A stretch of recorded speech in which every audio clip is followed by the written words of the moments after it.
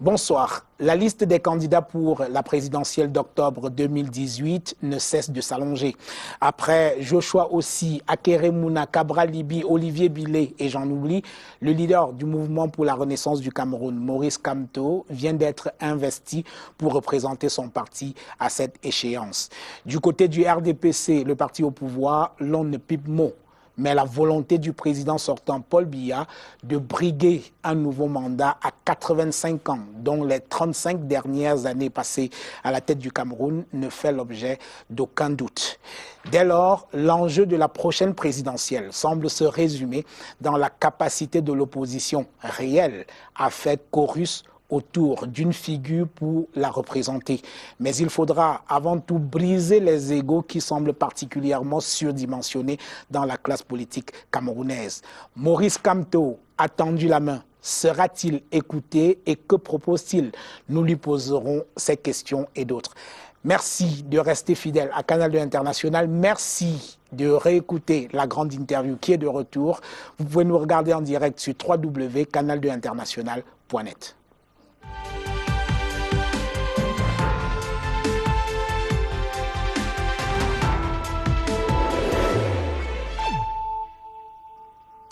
Maurice Kamto, bonsoir. Bonsoir. Merci d'avoir accepté notre invitation pour cette émission. Je rappelle que c'est la deuxième fois que vous passez dans cette émission. C'est un privilège. Et vous êtes le premier justement à passer deux fois dans cette émission. L'occasion faisant le larron, votre investiture ce week-end nous a poussé à vous inviter pour nous expliquer le sens de votre candidature à la présidentielle d'octobre prochain. Mais si vous le voulez bien, si vous en avez convenance, commençons par quelques petits sujets d'actualité. L'opération Épervier semble avoir été relancée avec l'interpellation de quelques personnalités soupçonnées de détournement de fonds publics. Alors, comment avez-vous accueilli ces nouvelles interpellations dans le cadre de ce qu'il est désormais convenu d'appeler l'opération Épervier? Elle nous laisse perplexes parce que les personnalités interpellées, pour autant que nous soyons bien informés, sont interpellées pour des infractions qui auraient été commises dans leurs fonctions antérieures. Oui. Ce qui veut dire que l'on savait que ces infractions étaient commises avant de les promouvoir. Et donc on peut se demander pourquoi les a-t-on promues alors qu'on savait qu'elles étaient passibles de poursuite pour des indélicatesses ou d'autres infractions commises vis-à-vis justement de la fortune publique.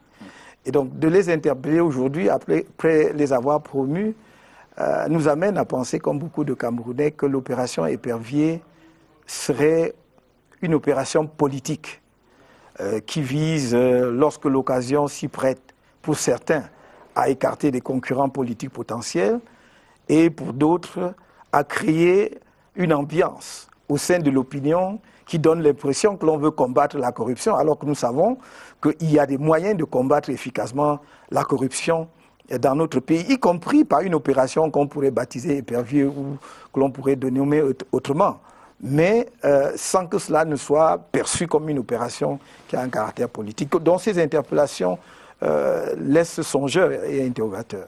Alors, quand vous parlez d'une opération politique, on a du mal à vous suivre, Maurice Kamto.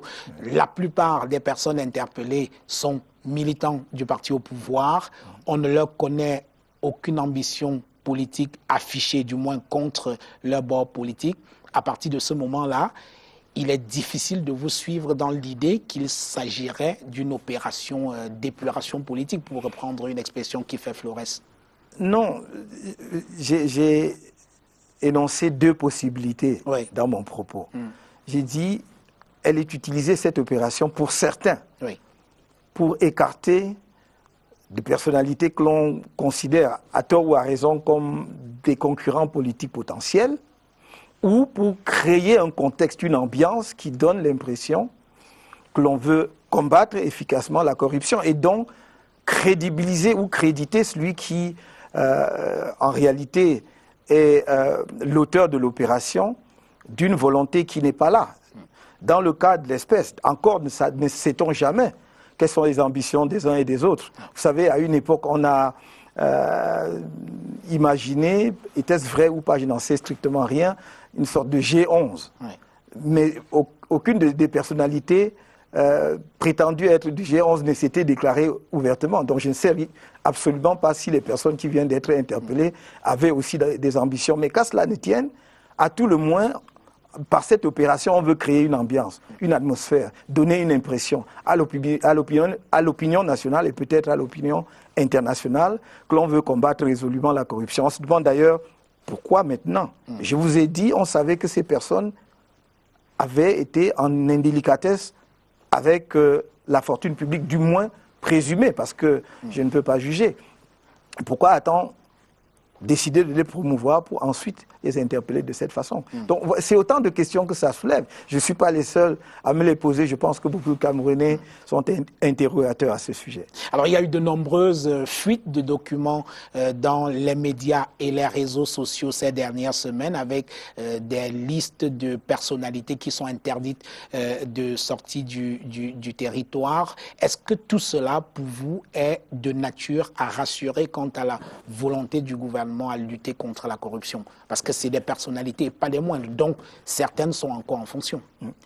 Je crois que ce n'est pas de la volonté de lutter contre la corruption dont il s'agit dans ce cas de figure, c'est-à-dire d'informations liées à des procédures judiciaires qui sont déjà sur la place publique, alors que normalement, on sait que ce genre d'enquête et de procédures judiciaires sont frappés du secret de l'instruction. Au demeurant, il me semble que ce n'est pas le responsable de la police nationale qui ordonne les interdictions de sortie du territoire, mais que c'est une décision de justice. Et dans le cas d'espèce, ce sont des décisions de l'autorité en charge de la police. Et donc cela, là aussi, laisse perplexe, pour ne pas dire qu'il s'agit en réalité de décisions contraires à la loi. Donc pour vous, il s'agit clairement d'un abus?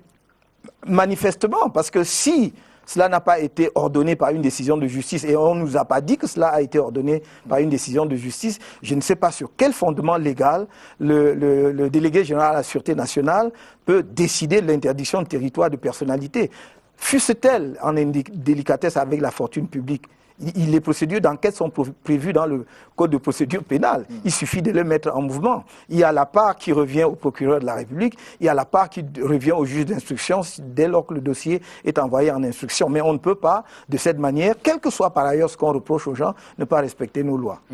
Il y a tout un Premier ministre aujourd'hui à la prison centrale de Kondengui, au moins 2 secrétaires généraux, 2 anciens secrétaires généraux tout un gouvernement de la présidence de la République, une ribambelle de ministres et de directeurs généraux de sociétés publiques.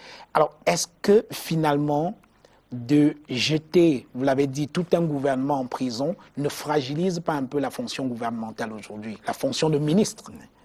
Je voudrais être clair sur une chose. Oui. Nous sommes résolument pour une lutte acharné contre la corruption et l'atteinte à la fortune publique. Donc il n'est pas question ici de donner l'impression que l'on cautionne justement des indélicatesses si elles sont établies. Oui. Et si elles sont établies à travers une procédure judiciaire juste. Une fois que l'on a dit cela, effectivement, on peut se poser la question de savoir s'il est de bonne politique d'attendre justement que des personnalités qui, par ailleurs, ont servi l'État au plus haut niveau, y compris le président de la République lui-même, puisque certains sont ou ont été ses collaborateurs les plus proches, l'ont servi de façon loyale, que l'on attende justement de créer de telles conditions pour les jeter tous en prison. Il y a un problème. Parce que si on peut jeter en prison autant de personnalités, on doit se demander si celui qui les jette en prison ne devrait pas revoir lui-même la manière dont il procède, soit pour les choisir, soit pour justement s'attacher leur service. Donc il y a un problème. Il ne faudrait pas détacher précisément ceux qui sont en prison de ceux qui les mettent en prison. Alors vous avez été dans ce gouvernement comme ministre délégué auprès du vice-premier ministre en charge de la justice. Est-ce qu'il vous arrive, je ne vous accuse de rien, rassurez-vous, d'être un peu inquiet quand même quand vous voyez tous ces ministres et anciens ministres qui se retrouvent en prison? Ça vous arrive d'être un peu inquiet? Il n'y a absolument aucune raison pour que je sois inquiet. Chacun a la conscience qu'il a. Et la mienne, très tôt, m'a appris que le service public était le service public. et qu'on ne triche pas avec cela. Et de par mon métier d'enseignant, de droit public de surcroît, qui enseigne la République et les principes républicains, ce que c'est que la chose publique, j'ai toujours essayé de mettre mes actions publiques dans la gestion des affaires publiques en conformité avec les principes que j'enseigne à mes étudiants. Je ne leur enseigne pas de respecter le bien public pour aller faire des petits jeux de cache-cache à côté. Et c'est pour cela que je suis tout à fait serein, je suis tranquille. J'ai été, avant d'entrer au gouvernement, doyen de la faculté des sciences juridiques et politiques pendant 6 ans. À l'université de Yaoundé 2 à l'université de Yaoundé 2 à Soa. Et c'était même une position de gestion, comparée à ma position de ministre délégué à la justice, qui n'est pas une position de gestion, parce que vous n'avez aucun pouvoir de gérer quoi que ce soit en tant que ministre délégué. Et je puis vous dire que ceux qui ont été avec moi, qui ont été mes collaborateurs, ceux qui ont été mes supérieurs hiérarchiques, peuvent en témoigner. Je suis serein et calme parce que je respecte la fortune publique. C'est une éthique personnelle et cela n'était pas fait dans le calcul politique de parvenir à à quelques positions un jour. C'est parce que je crois que la chose publique doit être respectée parce que c'est la chose commune, c'est le bien commun. Alors il n'empêche qu'on a l'impression avec ce gouvernement Maurice Kamto que comme à Rome, il n'y a pas loin du Capitole la Roche-Tarpéenne. C'est vrai. Si effectivement on a cédé à la tentation. C'est pour cela que et les chrétiens le savent très bien. Ils doivent mettre les genoux par terre chaque jour et supplier le Seigneur pour qu'il ne les expose pas à la tentation.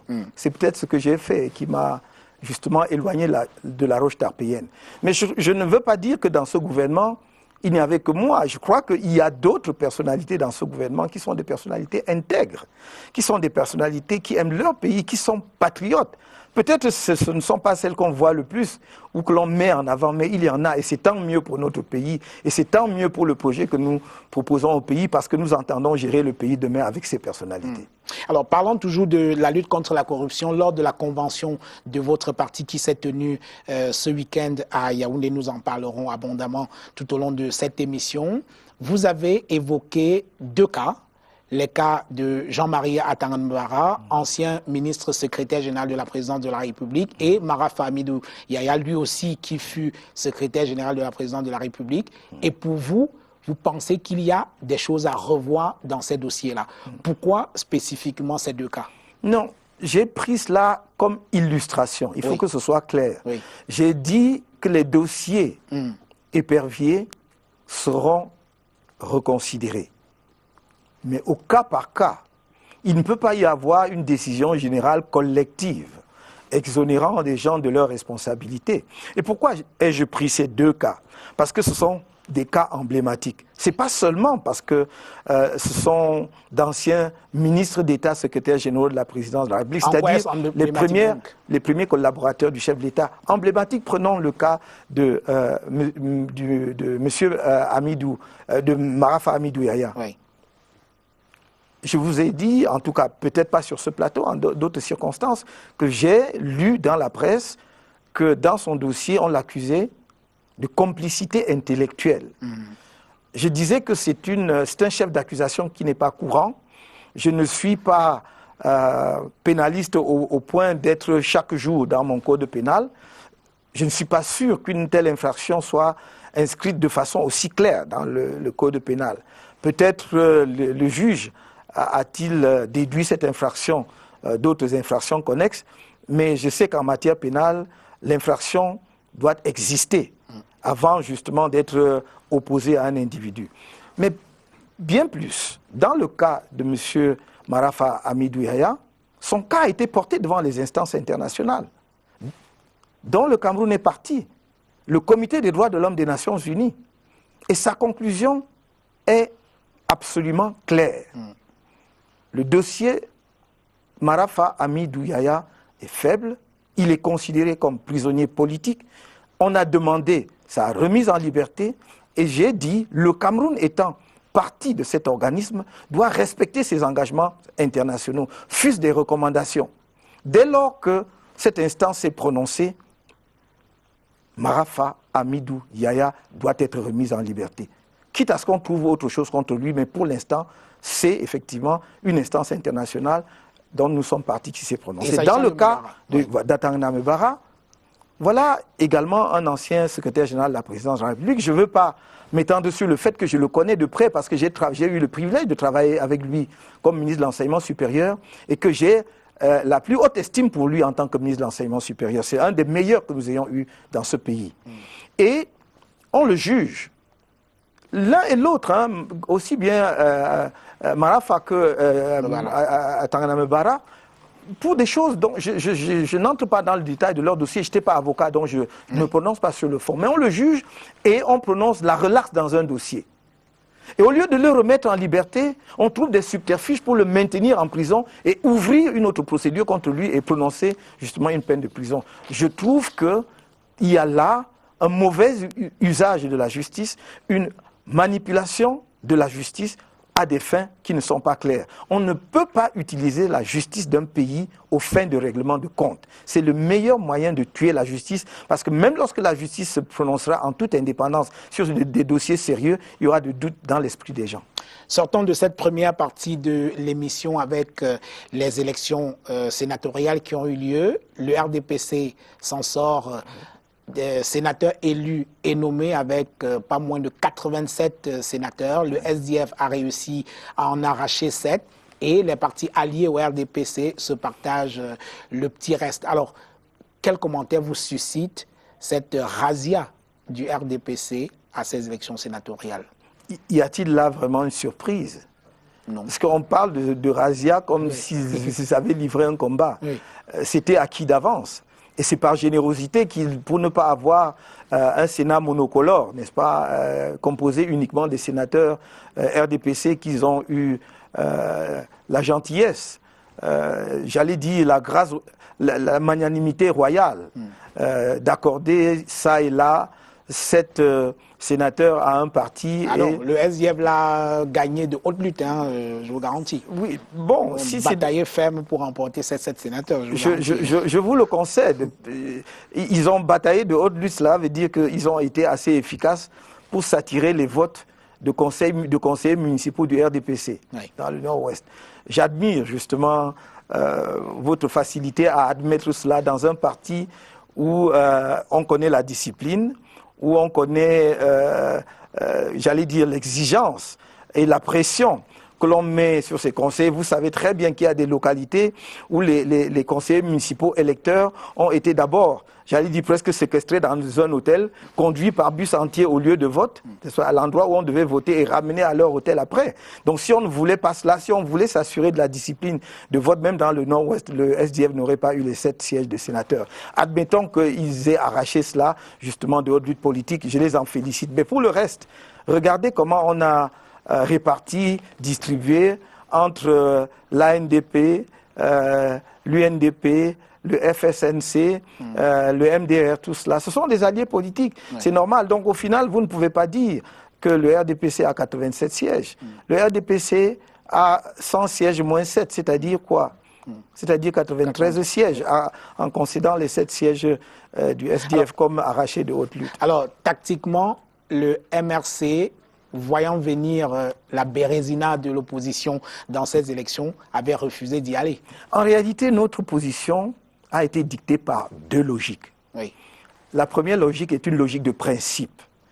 Pour nous, le Sénat, et ce n'est pas pour nous, pour la Constitution de la République, le Sénat représente les régions.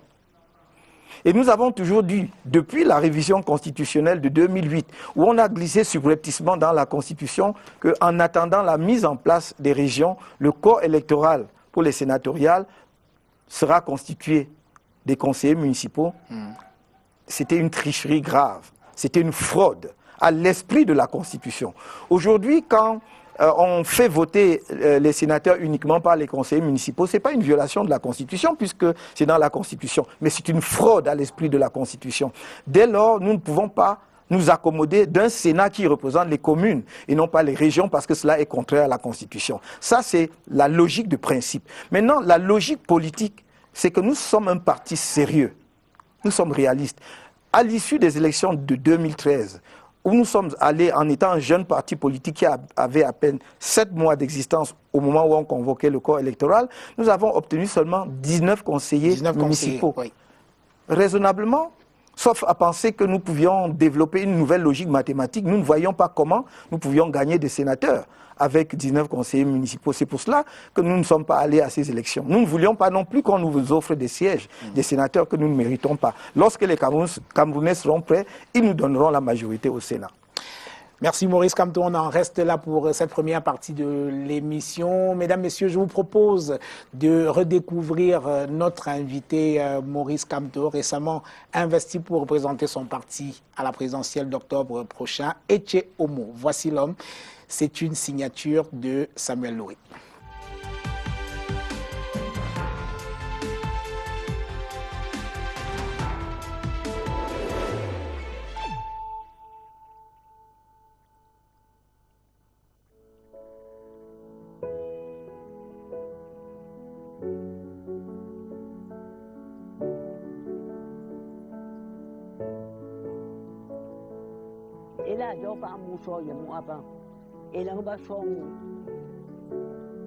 C'était un esprit très brillant.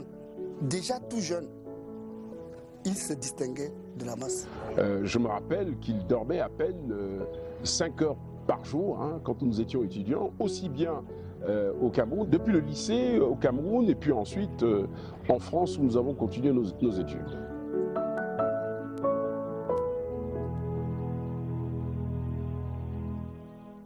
Oui, je suis né le 15 février 1954, pas à Bafoussam même. En fait, mes parents vivaient à Bafoussam. Je dirais que j'ai été conçu à Bafoussam, mais je suis né à l'hôpital de Bangwa. J'ai fait l'école primaire Saint-Joseph, qui est l'école catholique, l'école primaire Saint-Joseph à Balin-Bafoussam, jusqu'au cours préparatoire 1. Mais je passe 2 années assez difficiles pour moi à Baham parce que j'étais loin de mes parents. J'avais grandi en ville, je m'y retrouvais pas, donc je retourne à Bafoussam et je poursuis au collège Saint-Joseph jusqu'à mon certificat d'études primaires. Et donc j'ai fait le lycée Jos de Douala, ensuite la première et terminale au lycée Jos, où j'ai eu mon baccalauréat au lycée Jos. J'ai eu mon BEPC au lycée classique de Bafoussam, mais mon baccalauréat au lycée Jos.